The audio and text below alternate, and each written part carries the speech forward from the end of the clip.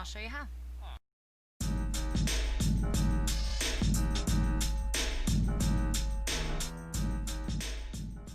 You can either have this at ground level, or over here we used a Schematica program to put this in our world, and I did extend it to put my horses underneath.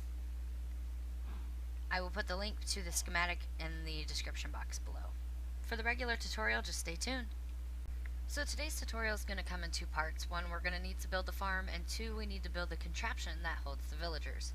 So we're going to start off with the farm. For today's example, I'm going to show you ground level. So the best thing to do is blocks get hydrated, I believe it's 4 one way, actually 4 in each direction if I'm not mistaken. I know the 5th block never gets hydrated. And I did turn mob spawning off, which the command for that is this here, /game rule space do mob spawning space false. And it's like a toggle command. You just hit enter again and it pops back up. So the slimes that are here are going to stay here, but no other ones will come. So for demonstration purposes, we're going to build a small farm here. And I'm going to place my water to keep my plants hydrated. We're going to use our diamond hoe or whatever kind of tool you have. Whatever kind of type of hoe you have, I guess. Types of hoes. Let's get this all tilled up here. Now, if you don't have trample off on your game, and I suggest doing this anyway because it just keeps mobs away from your villagers, especially zombies. Zombies are attracted to villagers, so if you are putting this in a world that has active mobs, you need to make sure that you block the villagers in. I would do it with a fence. This is basically an outdoor setup. And I'll show you a little bit more because see how this, if you got mobs or animals coming in and you don't have trample off, your farm's not going to be very productive. So I usually only put one level around, but just to keep this annoying slime out of the way here, I'll just go ahead and make it too tall. Alright. So once you got that planted, if you want lights, the best thing that I suggest doing, and what I also have on my personal farm, which I did make a lot of changes to my backyard, so my decorated house tour video will have an update this week, and I added redstone lamps, and then if you put the daylight sensor on it and click it, it turns to night, so that the lamp only comes on when it's dark.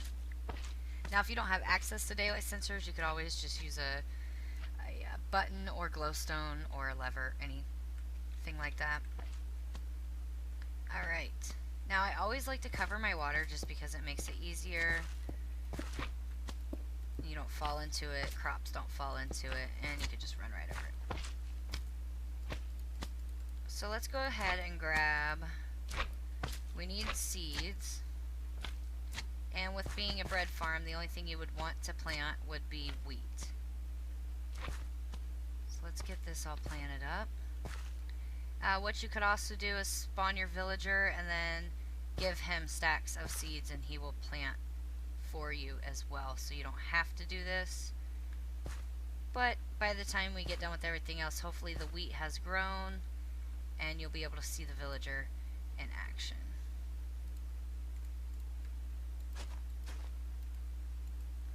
Alright. So what we need to do now is we need to pick an area that we want this villager to go into. So let's pick right here.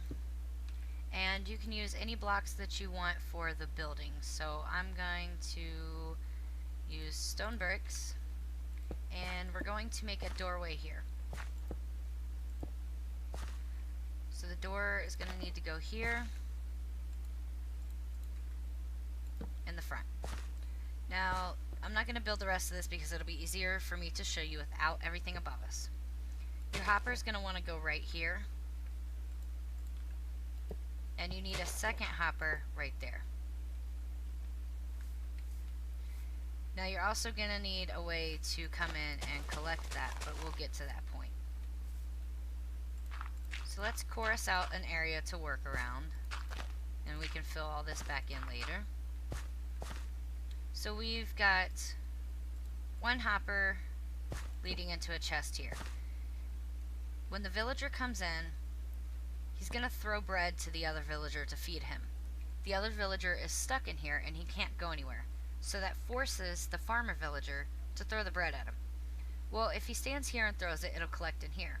But sometimes I notice if they stand super close to the edge and throw it, then it gets trapped down here where there's usually not a hopper. So adding this hopper was something that I changed this morning. So we've got this hopper leading to here, and then we've got this hopper here where the villager's going to stand. So let's fill this in. And we can go ahead and make this 3 blocks tall up from the ground. Cover that up.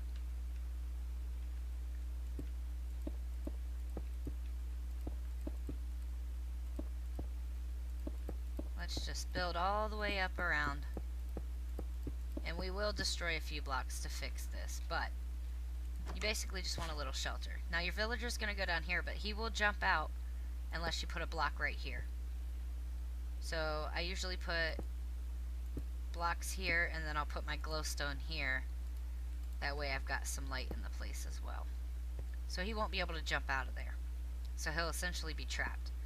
So this is what you want your inside to look like. Very simple. One hopper here, one hopper a block down, and a block to stop your villager from getting out. Obviously a door here. Optional, you can add windows. I like to add windows because I can see what's going on. You can either put the block or you can put that. I personally think that looks better. It feels a little bit more open. And that's basically the whole design for the upstairs. Now we're going to come back to the back side, and I'm just going to take a little bit of this out because we can fix all this later. I like having a lot of room around me when I work. And we're just going to rip that out so we can see the back of the machine. So now what we want to do is, and I'm in a super flat world, so this is going to be a little bit difficult. It's going to be hard for me to get into this little corner here. I'm going to place another hopper that points towards this block here. See how it's pointed towards this block? Now we've got both hoppers.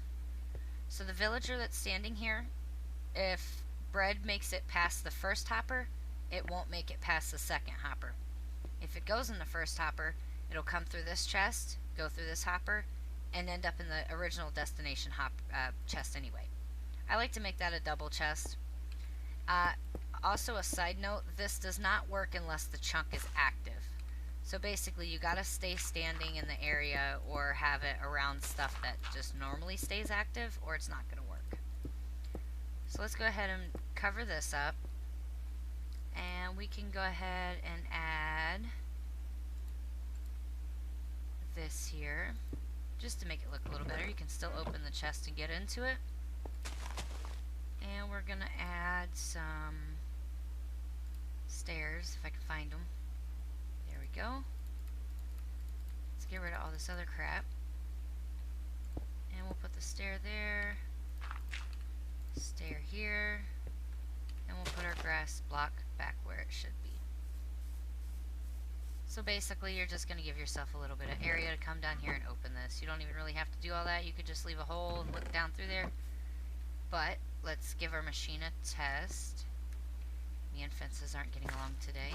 Oh, see, I don't have trample off, so every time I land on the ground it'll do that. Animals will do that, mobs will do that as well. So let's throw this in here, and we'll throw this in here, and if they end up in the same chest, then we know we did it right. Alright, so it's all set up. Now what you're going to need is you're going to need a villager spawn egg, and you're going to need a sword. And I'm going to beef my sword up a little bit because you will go through a lot of villagers to find a farmer. So give me 1 second. You're going to need a tough sword because it's going to take you longer if you got to hit the villager 6 or 7 times. Okay, so I just put your basic sharpness 5 and I'm breaking 3 on there. So when spawning a villager, the villager that goes in here, it does not matter. It could be any type of villager. So just click once, there you go. He can't jump out of there.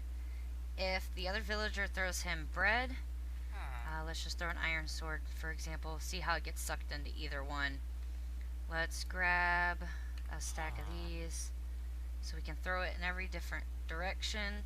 And you can see that no matter where it gets thrown to, it's gonna somehow get into one of these hoppers. So now the fun part, you gotta spawn villagers until you get a farmer.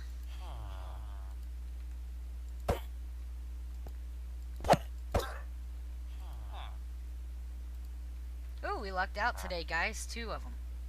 So optionally, you can also level up your farmer on Batman MC server, our new server, which we have information for that on the channel as well.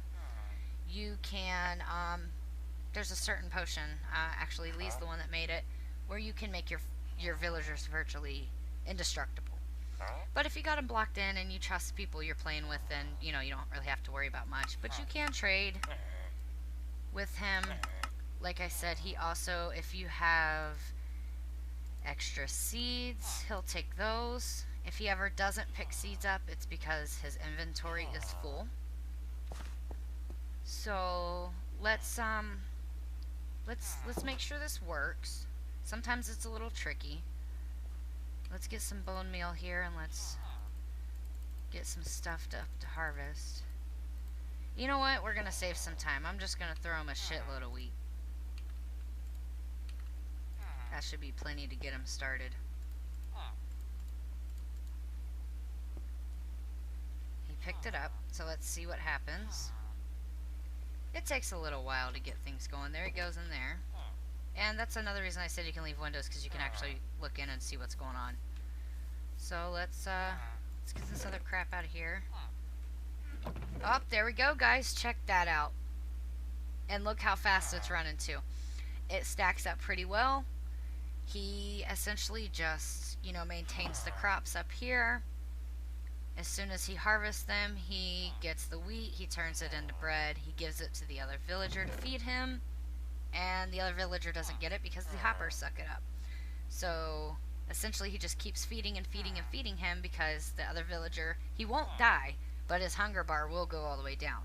So it forces the other villager to constantly maintain, you know, feeding him, which maintains bread. So out of 3 full stacks of bread, I don't know if there's anything left in his inventory.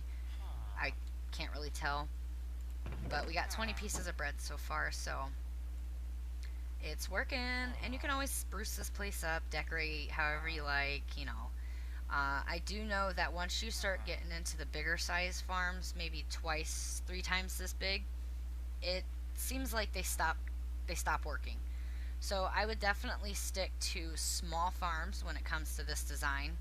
You cannot have more than 1 farmer in the crop area or they will trade with each other and you won't get any bread. I learned that one too. So I would stick to farms about this size. If you need to, you can make multiples if you can. You know, it's a great system to use. I think it's absolutely fabulous, and because I run the bake shop on our server, which we have a video for that if you're interested, it's really cool. Because, oh look, the lights just popped on. Because of running the bake shop, I made a couple of these, and to me personally it feels like I have little employees that work for me for the bake shop. So I think it's really cool. It adds a element of animation, it adds a element of, you know, intuitivity that's a big word, but you know, I think it's really cool. So definitely try it, check it out, and if you do, let me know how it worked for you and what you're using it for. So thanks for watching, guys. Keep an eye out for that new updated decorated house tour. If you subscribe and notify, click that bell button, you'll always get notified when I upload a video. Thanks for watching, guys. Have a great day.